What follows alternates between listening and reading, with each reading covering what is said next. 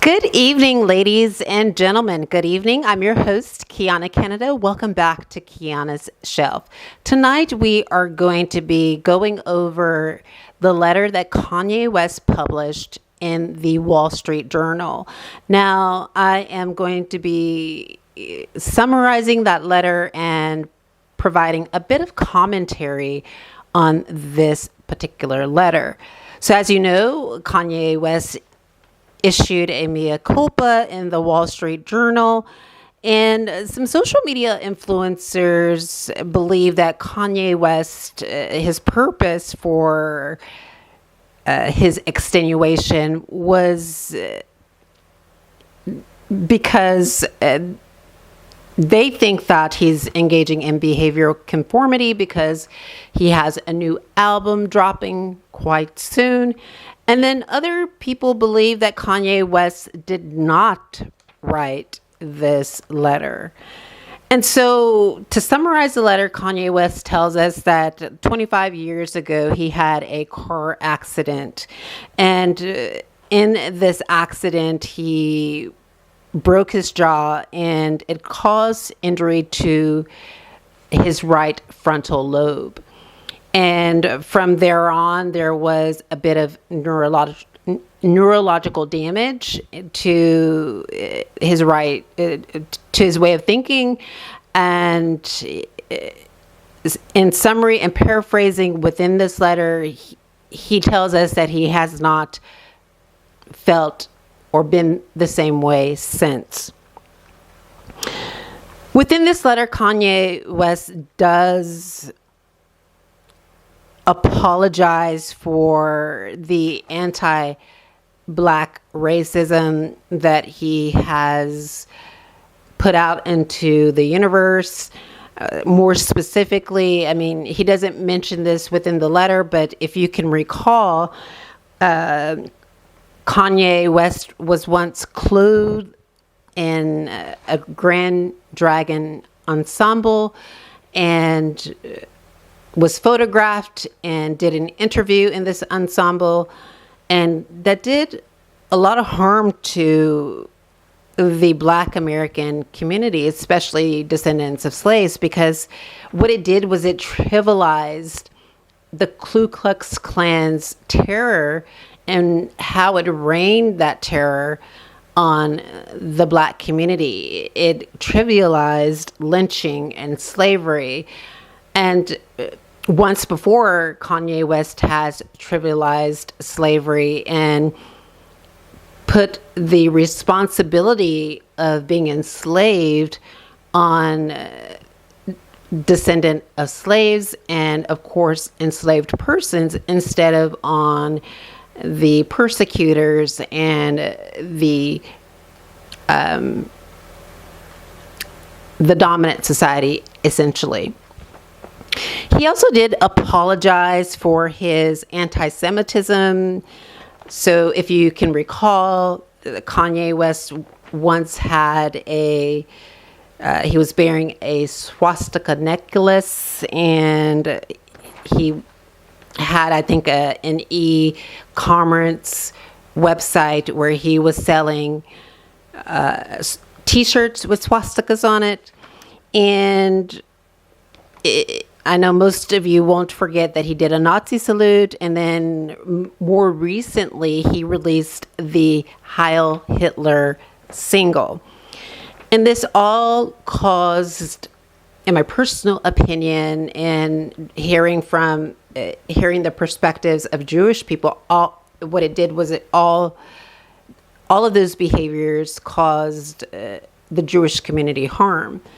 And so the release of this letter, I think it came on the heels of the Holocaust Remembrance Day, which was, I think, timely for this apology for the Jewish people. Because if you can remember, Martin Luther King Day, and then, of course, the Holocaust Remembrance Day came close. The Holocaust Remembrance Day came closely after the MLK Day. And so I think that this letter was timely to really commemorate both of those days while acknowledging the harm that was caused. Now, Kanye does take ownership for his misprisons. So, in other words, what he did, ladies and gentlemen, was I think this was an acknowledgement. It was an acknowledgement of his failure to appreciate his identity as a Black American in the United States. And so there are some commentators, political commentators, and social media commentators that are of the opinion that Kanye did not write this letter himself, and some people are questioning whether we should give Kanye a second chance. But I think I am of the opinion that we should give him a second chance. I think every person deserves a second chance when they make a mistake. And sometimes people learn from their mistakes, and some could argue, well, how do we know he's really serious about it this time? Or how do we know he's serious about the things that he is saying now? And we won't really know unless we do forgive him and then wait to see what happens in the future. None of us are mind readers. We cannot predict how he will act in the future. And so it's important for us to take Kanye at his word and take what he is saying for face value, and to really extend that forgiveness to him for the harm that he has caused to our communities.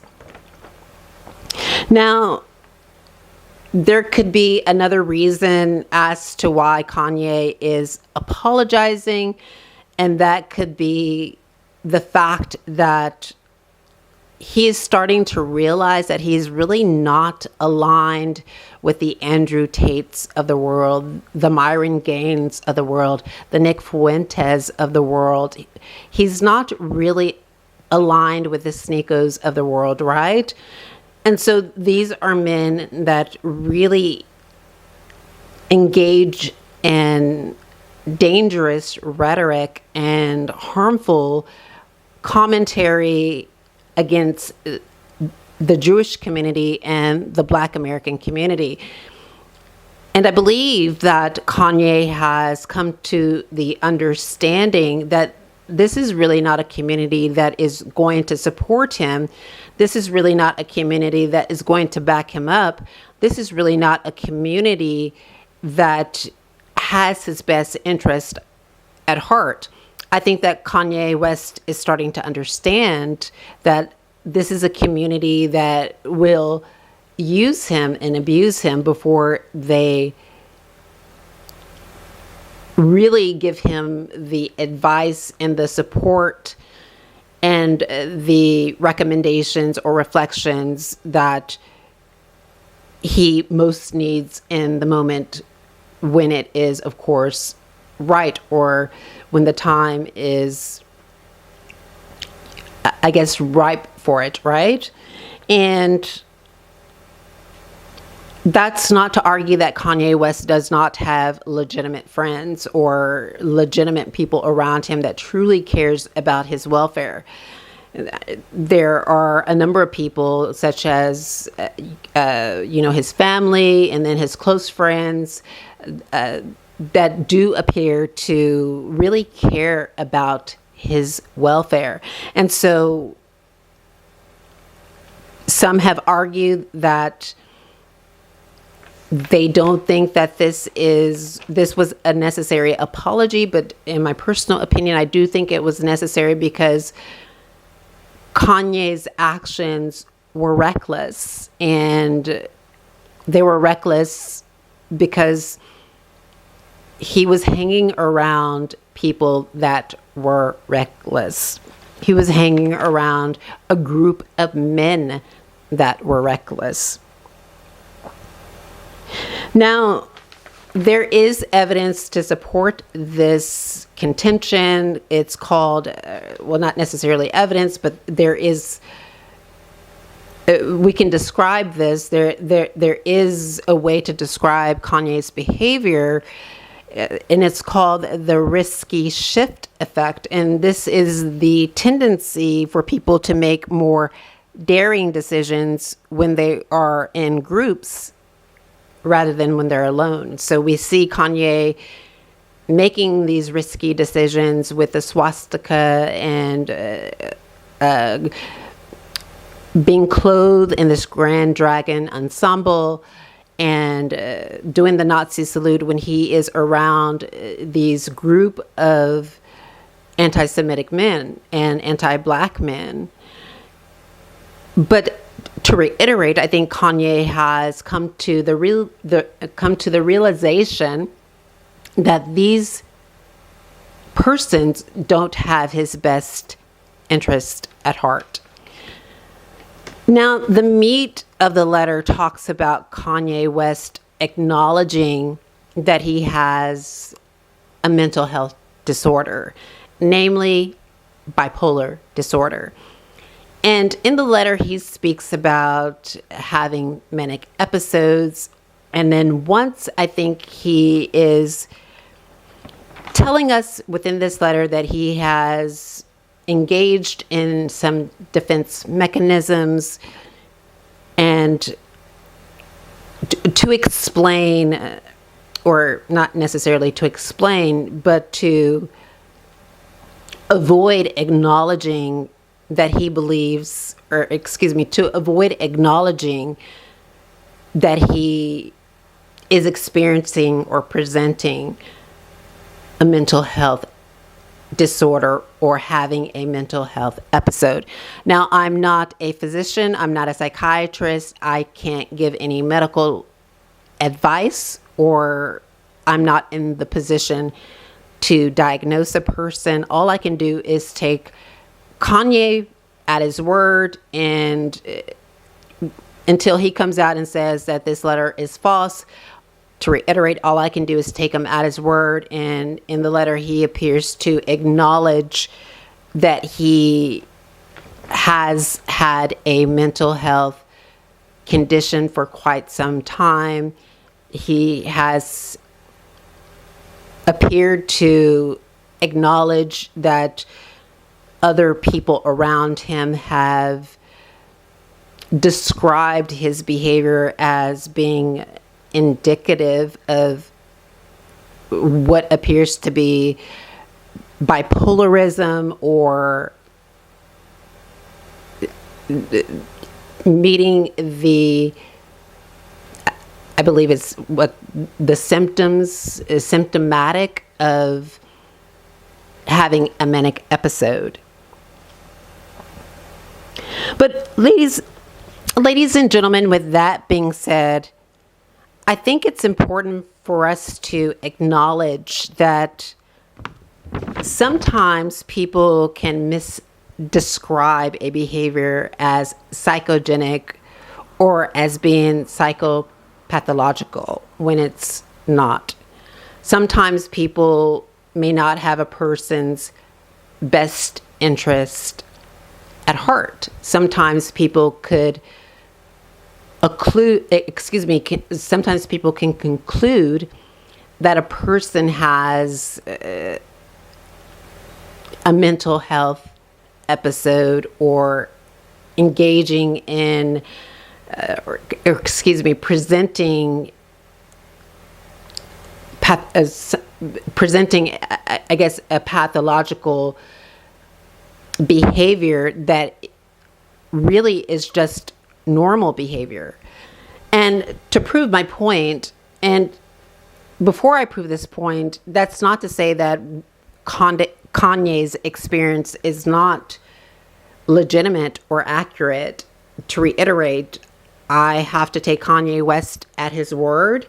He has described in this letter that he believes that he has suffered from a mental health disorder.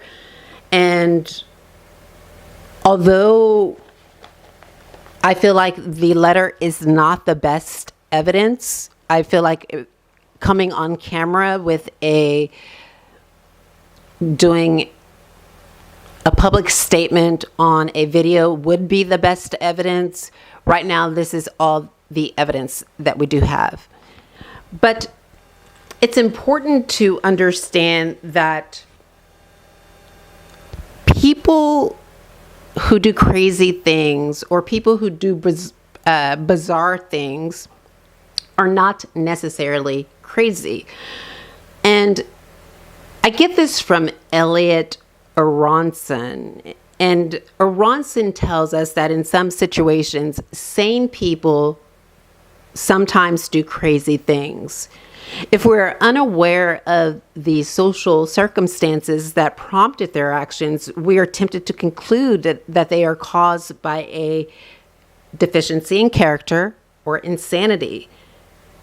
But he reiterates that we must remember that people who do crazy or bizarre things are not necessarily crazy. And so what is he talking about here? Like, how does he describe crazy things? Well, he refers to crazy things as acts of violence, cruelty, or deep prejudice. And this, I think, ties into some of the behavior that Kanye West has done, right? Such as anti-Semitic behavior, the anti-Black racism, and some of the things that Kanye West has stated, which could be described as deeply prejudicial. And so he tells us, Aronson says, that these are acts that are so extreme that they seem to reflect a psychological imbalance on the part of the perpetrator. Although Aronson does argue that although psychotic people certainly do exist in the world, even people who are generally psychologically healthy can be driven to such extremes of human behavior that they appear insane. So essentially what he's saying is that people that are psychologically healthy can do things that appear insane, but not be insane. He continues with, it is therefore important that before diagnosing people as psychotic, social psychologists should make every effort to understand the situations people have been facing and the pressures that were operating on them when the abnormal behavior took place. And I think that that's important for us to reflect on, right? It does not necessarily need to be in Ye's situation, but in situations in general. To be sure, this ties into definition of the situation. So this concept was developed by William Isaac Thomas, who argued that people's actions are shaped more by the subjective meaning given to their situation than by the purely objective aspects of the situation. In other words, sometimes objectively people may define a person's actions as being, in this case, as being presenting a mental health disorder. But subjectively, if we look at the situation the person is in, is that really the case, is the question. Is that really the case? And that is the question that is being raised online by multiple social media influencers. Is Ye really suffering from a mental illness, or is it the circumstances in which he finds himself in? Now, I can't answer this question for Ye. To reiterate, Ye put out this letter in the Wall Street Journal, and I think that we as the public, we owe it to Ye to take him at his word, to treat him as an epistemic subject, until if there comes a time when Ye tells us that this letter didn't come from his heart. But I believe that when we're viewing the situation in its totality, that we really should give Ye a second chance. He has apologized for anti-Semitism, and he has apologized for anti-Black racism. He has realized that, of course, in the letter, he states that the Black community has been a community that has contributed to his success in his career. And I think that that was a fair acknowledgement. And for that, I think we should respect the letter until we get more information. And that more information could be that Ye publishes a video saying that he didn't write the letter. And there you have it, ladies and gentlemen. Do you think that Ye issued this letter? Do you think that this was a heartfelt, honest mea culpa? Do you think that Ye is apologizing because he has an album dropping? Do you believe that Ye is engaging in behavioral conformity for other reasons? If you feel that there are specific reasons that he is engaging in behavioral conformity, please let me know. Do you think that someone else wrote the letter? Do you think his publicist wrote the letter? Excuse me, do you think his publicist wrote the letter? Do you think that this is a good step in humanity, where we have celebrities acknowledging a wrong in a newspaper, or, you know, in an online platform? Tell me what you think about this. All these things I want to know. And there you have it, ladies and gentlemen. We'll talk to you next time. Bye-bye.